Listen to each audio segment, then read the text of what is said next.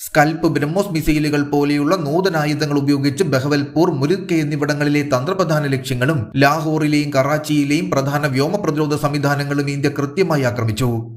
കൃത്യമായി പറഞ്ഞാൽ May 10 Indian വ്യോമസേന സ്കൽപ്പ് ക്രൂയിസ് മിസൈലുകളും ബ്രഹ്മോസ് എയർ ലോഞ്ച്ഡ് ക്രൂയിസ് മിസൈലുകളും കൊണ്ട് സജ്ജീകരിച്ചിരുന്ന റഫാൽ സുഖോയ് 30 MKI വിമാനങ്ങൾ ഉപയോഗിച്ച് ഏകോപിതവും ആഴത്തിലുള്ളതുമായ ആക്രമണ ദൗത്യങ്ങളുടെ ഒരു പരമ്പര തന്നെ നടത്തി.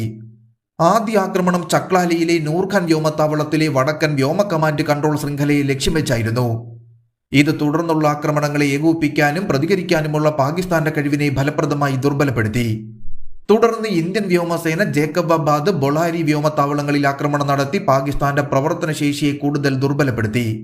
കരയിൽ നിന്നുമുള്ള ബ്രഹ്മോസ് മിസൈൽ വിക്ഷേപണങ്ങൾ ഈ കൃത്യതയുള്ള ആക്രമണങ്ങൾക്ക് അനുബന്ധമായി എത്തിയതോടെ പാകിസ്ഥാന്റെ വ്യോമ പ്രതിരോധത്തെ മറികടക്കുന്ന ഒരു ബഹുമുഖാക്രമണം ഇന്ത്യ സൃഷ്ടിക്കുകയായിരുന്നു. ഇന്ത്യൻ വ്യോമസേനയുടെ ആക്രമണത്തിന്റെ ആഘാതം പാകിസ്ഥാന് വിനാശകരമായിരുന്നു.